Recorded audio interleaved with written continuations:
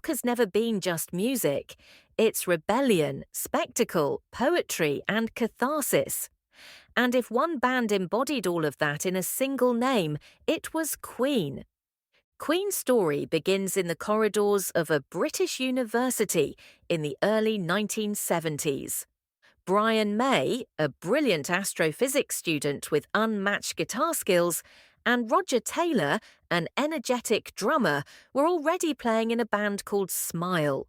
But fate had bigger plans.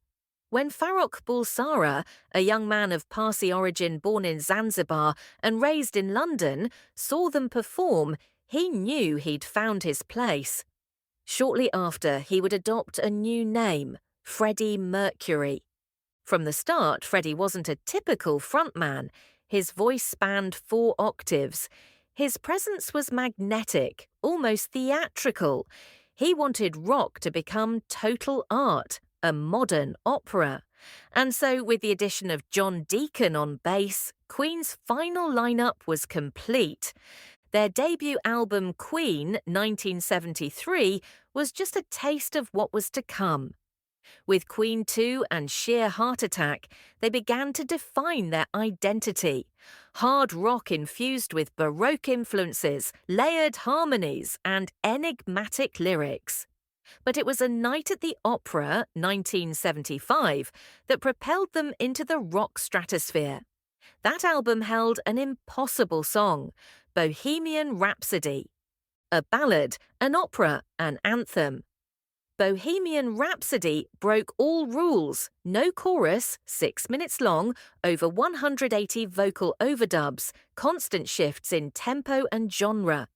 The record label resisted releasing it as a single, saying it would never be played on radio, Freddie insisted. The audience responded, it was an instant smash. The video for the song, filmed in just 4 hours, also revolutionized music visuals. At a time when music videos were rare, Queen showed the power of image. Without knowing it, they were laying the groundwork for what MTV would become. With success came global tours. And on stage, Freddie was unstoppable. The mic stand without a bass, his royal cape, the crown, his commanding choreography. Queen didn't perform concerts, they staged spectacles. In 1985, their performance at Live Aid in Wembley Stadium would go down as the greatest live show in rock history.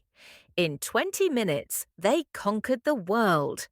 Radio Gaga, Hammer to Fall, We Will Rock You, We Are the Champions. With a wave of his hand, Freddie conducted a sea of souls. The world was his.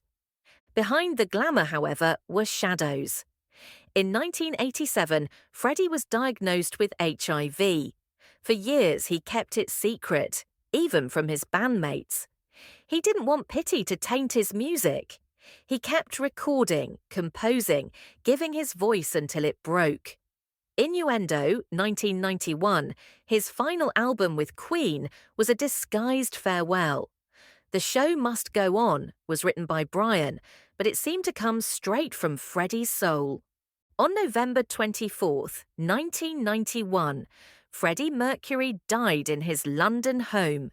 He was 45. The world mourned the loss of a star that never dimmed.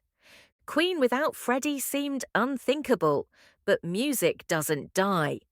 Brian and Roger kept the flame alive, first with guest singers, later with full tours alongside Adam Lambert. To many, Queen was, is, and always will be Freddie. Queen's legacy isn't measured in records sold or awards won. They broke molds, fused genres, rock, pop, opera, funk, electronica, without asking permission.